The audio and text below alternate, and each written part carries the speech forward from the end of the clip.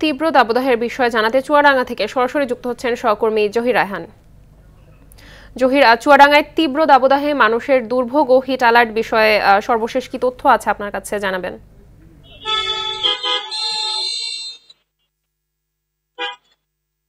মাহবুবা, সংবাদে দর্শকদের যেমনটি জানাচ্ছিলেন, আসলে ভৌগোলিক কারণে কিন্তু চুয়াডাঙ্গায় শীতের সময় বেশি শীত এবং গরমের সময় বেশি গরম অনুভূত হয়। গত কয়েকদিন থেকে কিন্তু মাঝারি তাপ প্রবাহ চুয়াডাঙ্গা জেলায় অব্যাহত ছিল, কিন্তু তা গতকালকে থেকে কিন্তু তীব্র তাপদাহের রূপ নিয়েছে। আমরা দেখেছি খুব প্রয়োজন ছাড়া কিন্তু মানুষ ঘরের বাইরে বের হচ্ছে না। তাপমাত্রা কিন্তু 40-এর উপরেই সবসময় থাকছে।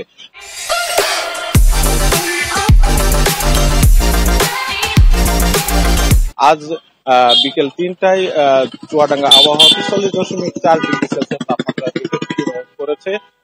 আর বিশেষ করে জেলা প্রশাসন যে উদ্যোগটা নিয়েছে, আমরা দুপুর থেকে দেখেছি জনগুরুত্বপূর্ণ যে স্থানগুলো আছে সেখানে কিন্তু মাইকিং করে সতর্ক করা হচ্ছে।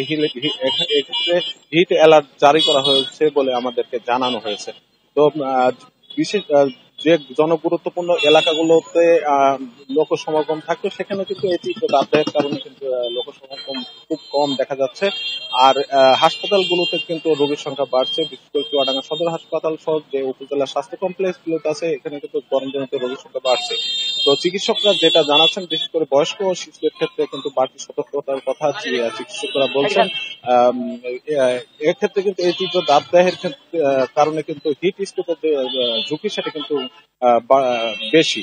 এক্ষেত্রে বয়স্কদের বেশি সতর্ক থাকার পরামর্শ দিচ্ছেন চিকিৎসকরা। তো এই ছিল চুয়াডাঙ্গা থেকে আমার কাছে সর্বশেষ।